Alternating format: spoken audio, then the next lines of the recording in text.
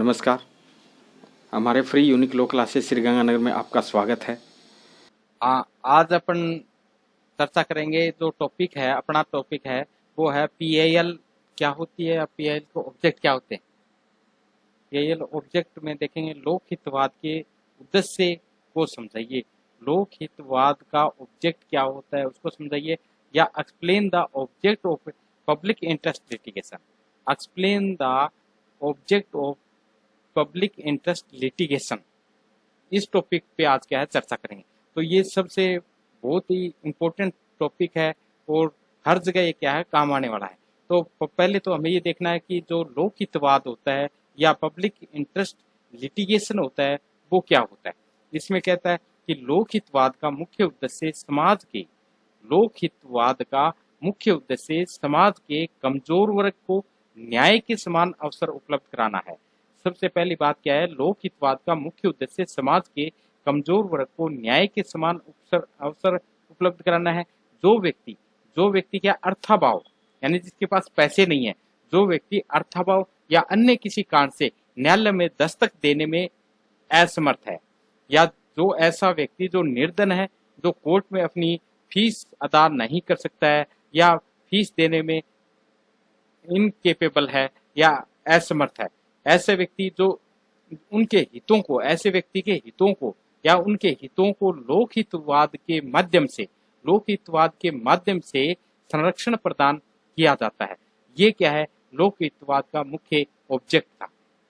लोकहितवाद का मुख्य ऑब्जेक्ट यही है कि कमजोर वर्ग के न्याय के समान अवसर उपलब्ध कराना और अर्थाभाव, जिस व्यक्ति के पास अर्थाभाव या अन्य किसी कारण से न्यायालय में दस्तक देने में असमर्थ था, उनके हितों को लोकहितवाद के माध्यम से संरक्षण प्रदान करना था। इसमें एक केस आया था, बिहारी लीगल स्पोर्ट्स सोसाइटी बनाम chief justice, Bihari legal sports society बनाम चीफ जस्टिस AIR 1987 SC 38। इसमें डिफाइन किया गया था कि सुप्रीम कोर्ट ने ये गाइडलाइन जारी की थी, लोकहितवाद की अवधारणा या कंसेप्ट का मुख्य जो ऑब्जेक्ट है, वो मुख्य ऑब्जेक्ट क्या था, समाज के कमजोर वर्ग की सहायता करना या उन्हें न्याय का अवसर उपलब्ध करवाना, ये मुख्य ऑब्जेक्ट था। फिर सेकंड केस और आया था, ग्रीस व्यास बनाम स्टेट ऑफ महाराष्ट्र। इस केस में भी सुप्रीम कोर्ट ने ये गाइडलाइन जारी की थी कि लोकहितवाद की जो प्रकृति है प्रतिकूलात्मक मुकदमेबाजी की नहीं होती, यानी अगेंस्ट में मुकदमा करना नहीं होता। जो इसमें इसकी नेचर क्या होती है, प्रतिकूलात्मक मुकदमेबाजी की नहीं होती है। यह सरकारी तंत्र को मानव अधिकारों को अर्थपूर्ण बनाने की चुनौती भी देता है। सरकारी तंत्र को मानव अधिकारों की अर्थपूर्ण बनाने की चुनौती भी देता है और अवसर भी प्रदान करता है।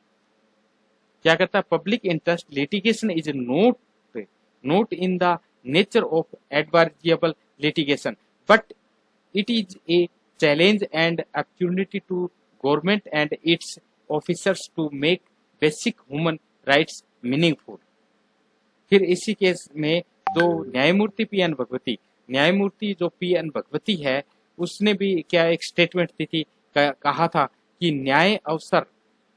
उन्होंने कहा था कि न्याय अब केवल संपन्न व्यक्तियों की बपोती नहीं है, कि न्याय जो है, जस्टिस है, वो क्या है, केवल संपन्न जो अमीर लोग हैं उनकी कोई बपोती या उनके कंट्रोल में नहीं है। न्याय के लिए मंदिर सर्वसाधारण के लिए खुले हैं।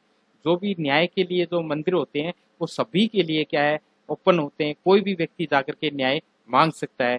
तो न्यायमूर्ति PN भगवती जी ने बहुत ही सुंदर कल्पना की थी और बहुत ही अच्छी सुंदर क्या एक स्टेटमेंट दी थी कि न्याय अब केवल संपन्न व्यक्तियों की बपोती नहीं, न्याय के मंदिर सर्वसाधारण के लिए खुले होते हैं। इसी प्रकार से SP गुरुराज बनाम Karnataka industrial area development board AIR 1998 Karnataka में कहा गया था कि लोकहितवाद के उपरोक्त उद्देश्य, लोकहितवाद के जो ऊपर बताए गए सारे ऑब्जेक्ट हैं, इस बात में परिलक्षित होते हैं या दिखाई देते हैं कि ऐसे मामले को तकनीकी आधारों पर खारिज नहीं किया जा सकता।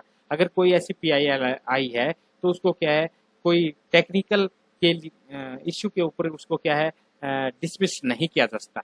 तो इस प्रकार से आज का जो हमारा ये टॉपिक था, ये था कि जो पीआईएल का ऑब्जेक्ट क्या होता है, पीआईएल क्यों लाई जाती है, पीआईएल किस लिए बनाई जाती है। तो इसका मेनली जो ऑब्जेक्ट था यही है कि कमजोर वर्गों को, जिनके पास कोर्ट की फीस देने के लिए नहीं है, उनके हितों की सुरक्षा प्रदान करना ही क्या पीआईएल का मुख्य ऑब्जेक्ट होता है। तो इस प्रकार से ये क्या हमारा अच्छा टॉपिक है और इस तरीके से हम हर टॉपिक लाते रहते हैं। अगर आपको इंटरेस्टिंग लगता है या समझ आता है तो लाइक एंड सब्सक्राइब जरूर करना। थैंक यू, मिलते हैं अगले